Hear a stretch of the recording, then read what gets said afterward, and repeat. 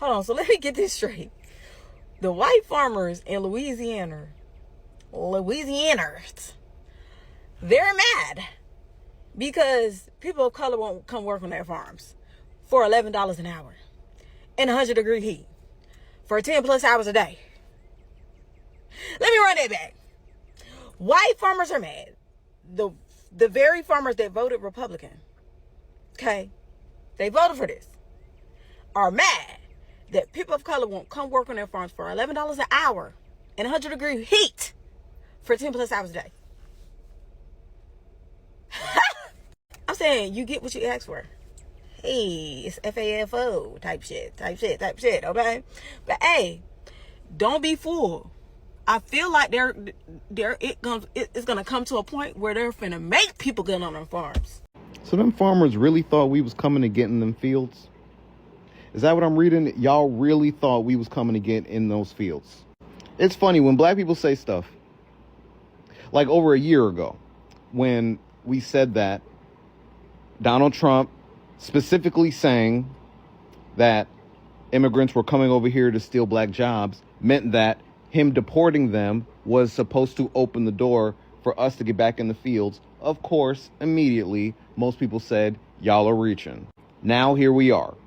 They are literally on Twitter, all over social media, complaining about the fact that we did not come into those fields. Hello, brothers and sisters. I really hope you're all doing fine from wherever you're watching me from now. Some of the white farmers are now calling out the black community for help in their farms. Now, most of them voted for deportations. Deportations have happened and they do not have labor in their farms. It must be remembered that Donald Trump is hitting the countries that they use to export their products to with tariffs. China is now working with Brazil instead of working with the US farmers. Let's watch this video, then have a really quick discussion at the end of it. Thank you so much. I get the unemployment rate is rising rapidly in the black community. I believe for us it's about 7% compared to about 4.5% for just about any other demographic. But that also means that 93% of us have jobs. 93% of us are working. And 93% of us were never coming out into those fields to pick your stupid crops. Y'all are supposed to be the pick them up by their bootstraps people, right? Y'all are always the ones talking about earn this, that, hard work, this, that. But then y'all never want to do your own damn work. Y'all brought us over here, all right? We spent hundreds of years doing that stuff for free. We spent another 100 years after that with Jim Crow rights. We fought, bled, died, protested, did everything we possibly could to gain the rights that we have now. We live in this country, we work, we own businesses. We are not going back to your fields. Can y'all just let that shit go? Like, can y'all let it go? It ain't gonna happen. And there's nothing you're gonna do to make it happen. You don't got the numbers. You don't have the manpower. We're not going back. The experiment failed, okay? And now guess what's happening? Food is rotting in the ground because y'all really thought we was coming back out there. So I want to talk about this article really quick because it's all starting to make so much sense right now. This author and journalist was having lunch with friends. There was a white guy and he's married to a black lady and they were talking politics. And he says that farmers weren't worried about Trump deporting migrants because, wait for it, they thought because unemployment was so high for black people that these black people would run back to the fields and do the jobs that the migrants were doing when they got deported. So she asked, like, where'd you get that information from? White farmer TikTok or MAGA Facebook memes? Like, where'd you get this information from? And her and the wife basically started giving him information, letting him know unemployment is only 6.8% for African Americans, and 93% of black people are currently working. Got so caught up in what they were hearing at Fox News and other places, thinking black jobs, immigrants are taking black jobs, that they just assumed they'd get rid of the immigrants and black people would take the immigrants' jobs. Sir, our ancestors did not march, die, and fight for civil rights so we could go back to the fields? Like, what? But shout out to the Latino immigrant population that have mastered that labor with skill and stamina. This country doesn't even appreciate it enough. Oh, and by the way, when they do try to hire Americans, black or white, to do those jobs, most of them don't even last half a day. They just ghost them without even picking up their paychecks. True story. So y'all, tell me, do you really believe that they thought black people were planning to replace immigrants in that labor force if they got deported? Because I need to know who was smoking that logic. Black farmers. Imagine how healthy we would be if we had more black farmers. Or let's pretend we have only black farmers, right? I'm talking about the way that the Midwest is going to fall apart without federal funding, specifically all of these farmers, right? But one group that's going to do well is black farmers because they never got all of these handouts. And so I am not opposed to a strategy where we do let some of these rural Midwestern towns kind of fall apart on their own doing and take that as a redistricting opportunity. But think about this. Native Americans, how much healthier would our planet be and our land be if Native Americans had more farmland, which will be one of the groups that have the cash to do so. So I don't know, it's a silver lining I'm trying to think of. I was just trying to think if I've ever known a major farm or plant to have a food recall that was black owned, and if there is, I certainly can't think of it. I just watched a video of farmers in Arkansas having a big old gathering to figure out some way to make sure their crops make a profit this year. They don't know how they're going to make a profit. And I just want to say that I do not feel sorry for any farmers. Y'all decided to vote on racism and hate. So you're going to get to lay in the bed that you made for yourself. I don't want your children to go hungry now, but this is reaping what you sow. Reaping what you sow. Mm-hmm. So I'm a black farmer, and a lot of people are wondering, why are black farmers not panicking like a lot of white farmers? Well, let me explain to you the reasons why. It's because white farmers have been handed everything to them, a lot of them. Not saying all of them, but a good bit of them. And by that I mean this, MLK even pointed out, he says, farmers in the West and the Midwest who were white, they were given land, they were given money, they were given training, they were given a lot. Whereas the black farmers weren't given anything, and the largest civil rights settlement in U.S. history is Pickford v. Glickman, where you had a class action lawsuit, bunch of black farmers all joined the lawsuit, and they won a huge settlement because the USDA was shown to be racist for decades. So because black farmers haven't been given anything, we've been learning to do without, unlike your white farmers. So when things are taken away from you, all your subsidies, all your tax breaks, guess what? You panic. Whereas we've always been going through this shit. So there's problems in privilege. Morning. By now you've probably seen a video of the farmer that's entered, the MAGA farmer that's entered the find out phase. And if you haven't, you will. It's gone viral. It's old Texas Paul. Hope your coffee's as good as mine. Hell, I hope it's better. Biddy and Bose, you need to try them out. Good company. Look, this guy never makes it back to reality. If you haven't seen it, Cliff's Notes is he had a farm program that was working for him. Trump came in, killed it. Never makes his way back to reality. The closest he gets is both sidism. I've watched a couple subsequent videos of what he said after that one that went viral. And the closest he gets is both sidism. Both sides are bad.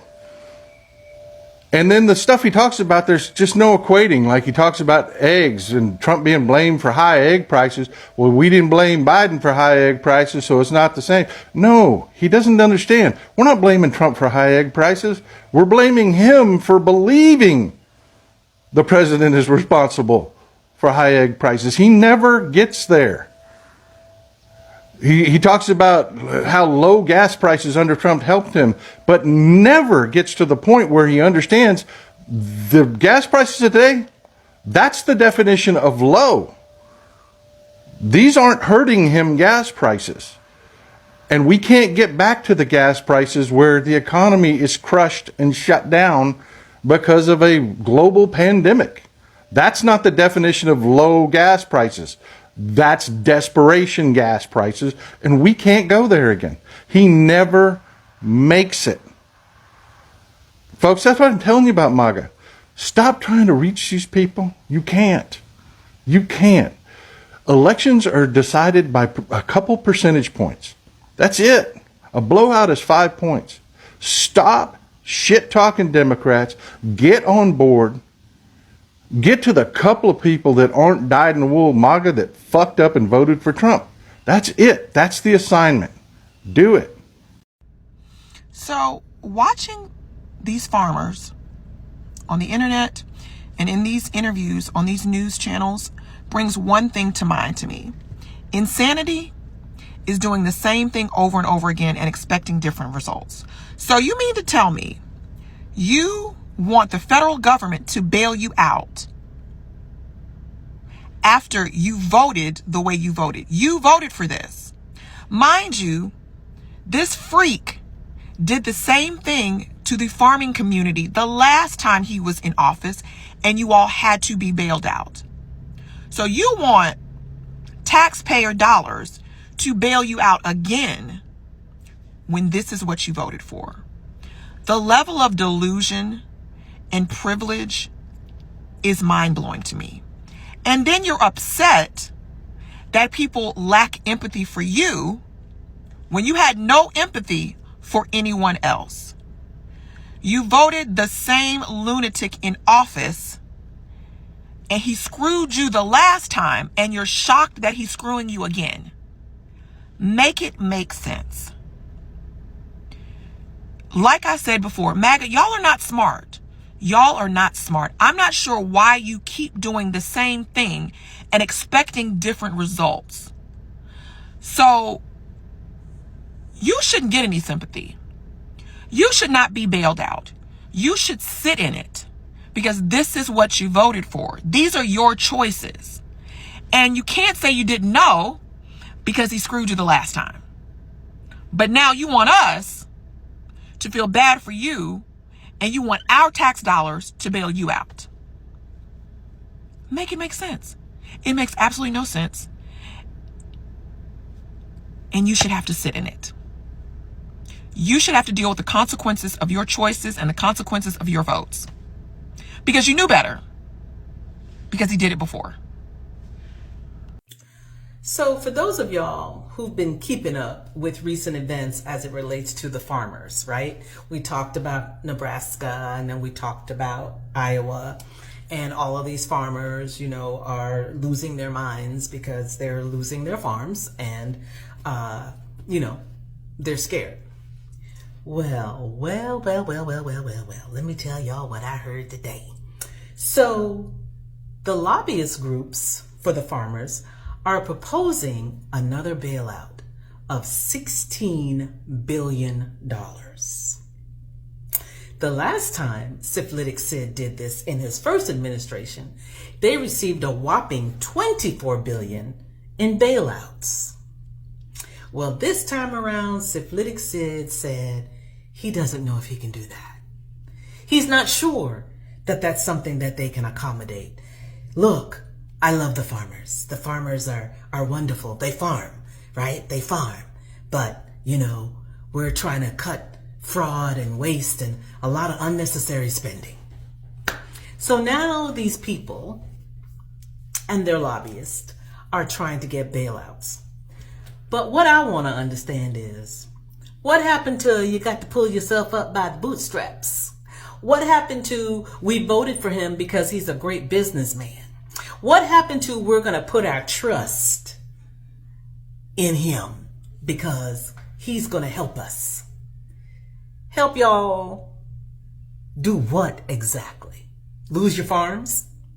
Yes, that part. Because you know who invests in these companies that buy up bankrupted farms? Your vice president. So, to all you farmers that voted for this, thinking it was going to be like the last time and he was going to give y'all a bailout and y'all would get those subsidies to support yourselves and your farms and your families, it's not coming. Not this time around. It's not coming. You can just forget it. So, I wish you well.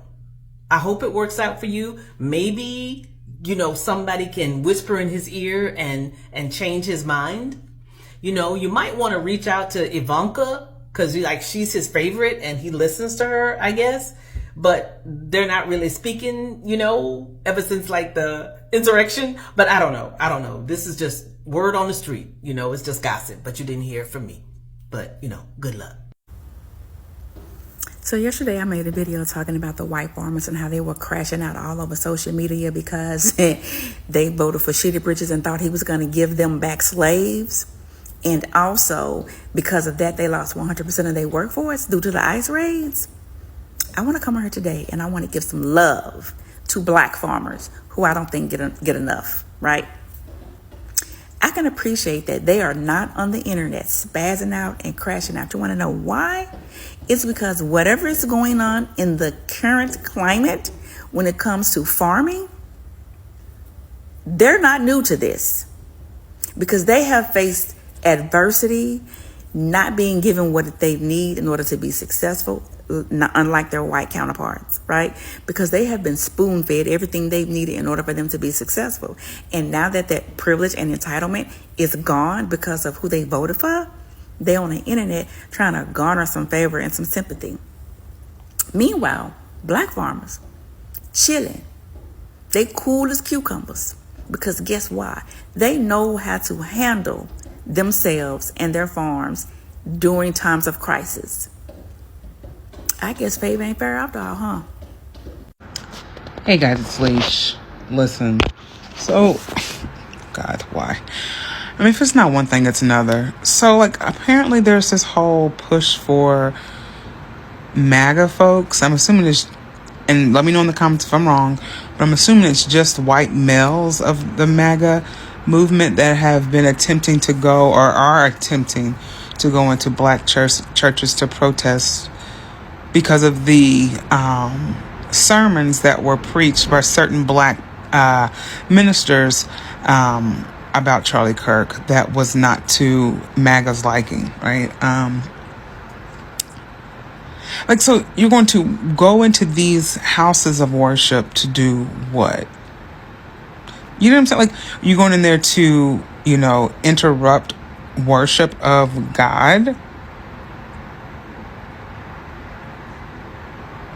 You're going in there to cause commotion in the house of the Lord.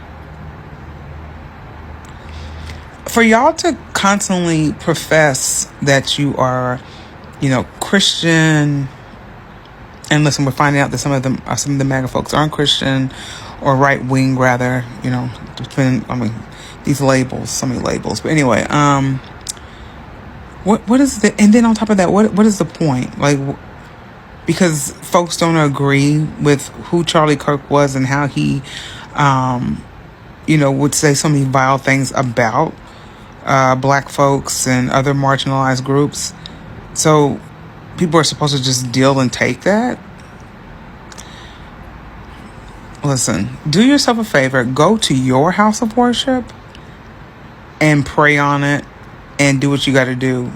But just coming in and being so ridiculous and trying to bogart your way into a house of worship because you feel like you have to do whatever you feel like you have to do, because I don't even understand what the hell's happening. What? This is when they keep saying, when I say they, I'm just talking about just this, what we're seeing in terms of the common denominator, in terms of the issues in this country and the violence in this country and the toxicity in this country. I'm just going to say it, guys. It's the MAGA folks. It's these folks that are out here with this racist ideology, and folks that are upholding the white supremacy. You are the common denominator. You are the problem. Beyonce is right. America has a problem, and the problem is this right-wing craziness. Get it together. Not everybody has to agree with y'all. If you like Charlie Kirk and you want to go and, celebrate his life and legacy, then do that shit over there. Leave us out of it.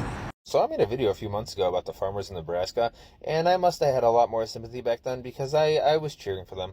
Well, now these farmers in Arkansas, I don't care. I don't care what happens. They keep going on TV and crying and saying that they're not going to be able to afford the farm and all this stuff. Well, guess what? Sell your farm, sell it to a big corporation because this is what you did. You voted for this. Honestly, you voted for this. The man has one economic policy, and that's tariffs. What happened last time? We had to bail you guys out, right? That's what happened? Well, what did you think was going to happen this time? Did you think he was just going to do his tariffs and we were going to bail you out again? He doesn't care about you guys. And I'm sure you guys are walking around a couple months ago going, yeah, we voted for this.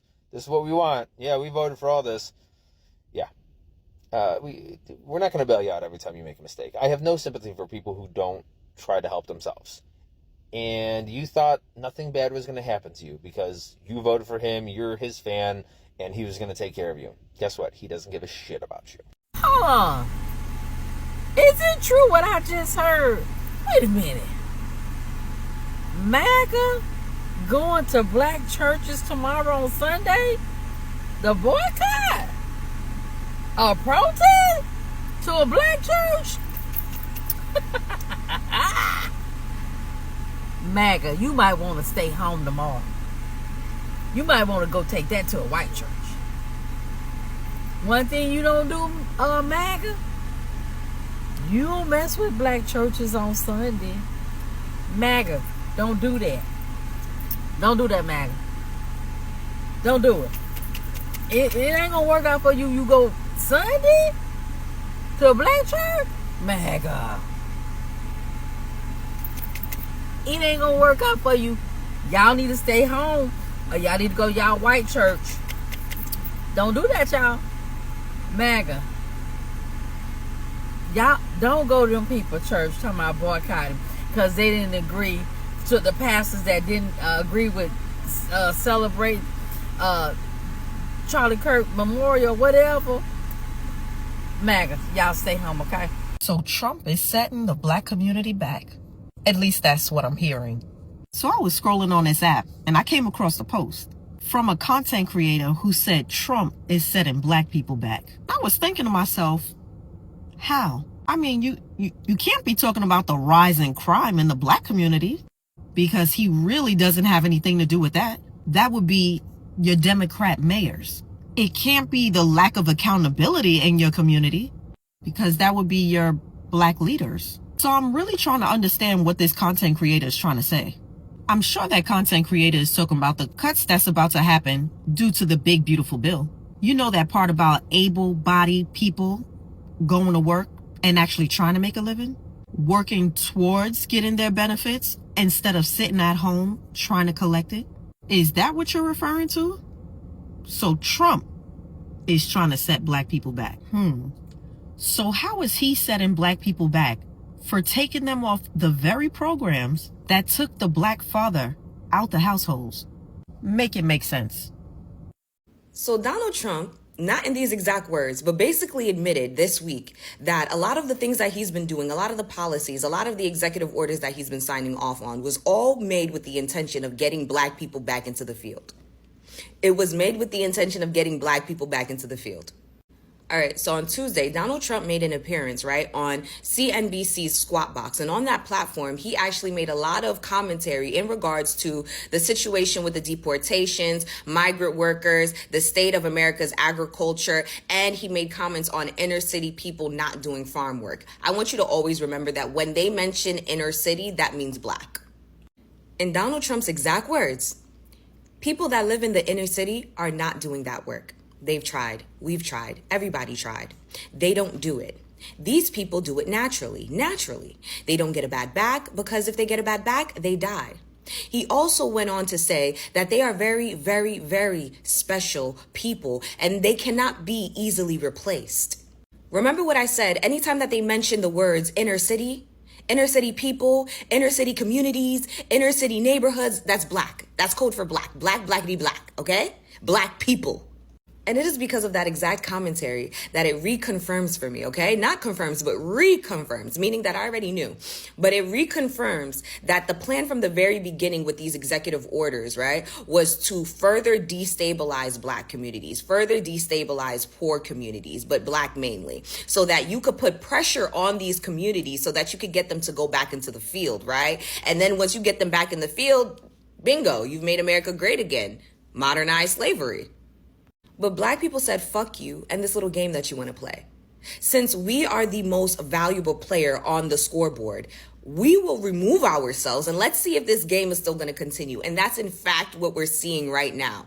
Donald Trump thought that by forcing all of these other people out, taking away our Medicaid, doing all of these things to further destabilize our community, that we would conform, that we would just do what he wants us to do, what the whites of this world, what white supremacy wants us to do.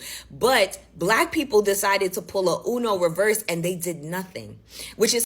Hello, brothers and sisters. I really hope you're all doing fine from wherever you're watching me from. Now, a lot of white farmers are now shocked with the fact that the Black community is no longer responding to threats and they are no longer responding to their negative energy. Now, most of the white farmers thought that by voting, the government they have right now was going to punish the Black community. Most of them went ahead, voted for the same government. Now, they're crying because, not just because of the tariffs, they're crying because things are falling apart for them. They have no workers. They voted deportations. And most of those who used to work for them were the immigrants, undocumented immigrants. Now, they have been deported by the ICE team, and the ICE has been doing raids just right from the farms that belongs to these white farmers and to places where they were hiding. The white farmers no longer have the labor they had before. Tariffs are hitting them hard and they're having a bad financial crisis in the US. They are going bankrupt and the government is not ready to bail them out. You might be asking yourself so many questions. Why will the same government they voted in turn against them? Now, this question can be answered in a series of ways. One, when you always vote with bad intentions, or when you always wish your neighbors or your friends bad things, they might as well change and happen to you. And that's whatever is exactly happening.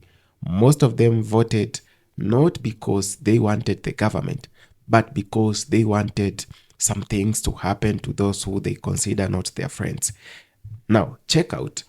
It is now happening. Most of them who voted deportations happening to the illegal, to the undocumented immigrants. And guess what? Who is being affected? I was saying sometimes back that the dollar is going to lose its meaning with time. When inflation hits hard, when the prices of goods are skyrocketing, there is always one thing that is inevitable, and that is inflation, which will lead to the value of the dollar dropping. And this means you'll have to pay higher to get something that you used to get at a given price. Now, this is happening not because it is a natural disaster or someone mismanaged something, but because of hatred. Hatred doesn't pay bills. Racism doesn't pay bills either. And it doesn't go to the farm to work. Racism is whatever is making the US to go down. When you see a lot of videos being made about the American empire collapsing, it doesn't collapse because, or overnight, it collapses because the people have in one way or the other been racist, and they're showing it out to the world that they do not need other people, that they only need themselves and themselves alone. Now, when this keeps on happening in the US, during some times back, we had Jim Crow laws. Then we later on had segregation. Later on, we've been having very bad things happening to the black and the minority communities in the US. For how long is this going on? Or for how long will this go before it is put to a stop? We all know that almost all these governments that have come to power, they have come to power but not offered the best solution to the black community or to those communities that are suffering because of segregation. They are suffering because of the bias system that was set aside for years. If we continue the same way, then we are not going to have a country, brothers and sisters. We are going to have a disaster in the name of a country. Look at the US right now. Most people are crying because things are not going their way. Even those who voted for the same government are crying. Now, the white farmers have been getting bailouts whenever they went bankrupt. And that's one reason that they voted this government, because they knew bailouts were coming. But guess what? There are no bailouts. In fact, most of them have lost a lot of money. They have made a big losses while supporting MAGA. And look at the situation at the moment. Some of them cannot afford things they used to afford. They cannot afford fertilizer. They cannot afford seedlings. They cannot afford so many things. They cannot afford labor. Most of their crops are going bad. They cannot import. They cannot import some of the equipment they need from outside. They cannot export soybeans. They cannot export their farm products, not because of something else, but because of tariffs. Tariffs that were hit, that are hitting them hard. It is not a coincidence. They voted this. They all knew. And to my utter surprise, Trump and all those around him used to tell them that this is going to happen. That when we get into office, we are going to hit some countries with tariffs. Or when we get to power, we are going to deport, we are going to do this and that. They were all okay with that. What is not okay right now with the fact that Trump is only doing whatever he was supposed to do and whatever he has promised you that he's going to do all this election period. We must be very careful how we transact. We must be very, very careful how we come out and how we say some things, brothers and sisters. Things are not. I have said time to time that most people suffer from scarcity mentality, that things must work their way. And if they do not work their way, then they have a problem with that. That's exactly what is happening at the moment. Most of the people wanted things to go their way. They wanted people to be deported and the black community to come and work in their farms. It is not happening. Yes, deportations occurred, but black people have rather something else to do. And this is actually pissing them off. They are left in the wilderness without any help. They do not know if to go on the south or to go to the east. If you don't tread carefully, if you're not going to be very carefully on how you carry out political businesses, you are going to fail big time. We must put aside the hatred. We must put aside our differences whenever we want to vote. When you vote out of hatred and anger, it is only going to harm you. It is only going to bring bad luck to you. That's whatever is exactly happening in the US at the moment. Most people went out of their racist behavior and voted in a given way. Okay, some voted in a good way, maybe to see changes because they believed the borders were bad, their borders were porous, and some illegal aliens were coming in. But despite that, don't just vote because you're going to punish your neighbor. Sometimes the grave you dig, it must be big enough to accommodate you some days. Now, it has failed, and it has failed terribly. And they can all see that this is not working for them. Now, what's the perfect solution for them? To call out the black community for help. And if the black community doesn't show up, maybe offer some threats here and there and try to call the government to intervene in this situation. But the government is just silent. and the government is assuming everything else in the US is doing perfectly fine. Brothers and sisters, this should be a long-lasting lesson to all of you. Those people who think that going to the ballot and voting in a certain way to punish people will always work for them. When it doesn't work for you, it is going to punish you. It is not working for them, so it is punishing them. Now, look, sometimes you all think that there will be MAGA policies, democratic policies, and all these other crazy stuff that someone might think. When a country is going down, it doesn't care if you're MAGA or if you're conservative or if you're radical left. Like, everything that happens, it happens swiftly that you never even notice. So let's not be very delusional while going to vote, thinking that we are going to do this to punish someone else. You might as well be punishing yourself. Be very careful and be warned, brothers and sisters. I've always taken much of my time to educate you on election matters. Sometimes the political class is always... Now, let me tell you this. The political class always works the same. You always see this when one of their own goes down, or one of their own is taken down, or he passes out. So you'll always see all of their attention being directed to that person. But what happens to you? What happens to you even if you passed on today? What happens to you even if you lost your family members today? Do they care? Of course not. They only care about their families, their business moguls, and their business partners, and those people who seem to be very important in their lives, those who shape policies in the US, and those who decide the fate of the country. Those are the only people who are very important to these politicians. Be very careful on how you vote, brothers and sisters. Be very careful how you transact with the political business, because it might get you somewhere you never expected. Thank you so much for having taken your time to watch this video. I really appreciate it. If it's your first time on this channel, please consider subscribing, sharing, commenting, and liking this video so that this message might reach the whole world. Thank you. See you in our next episode.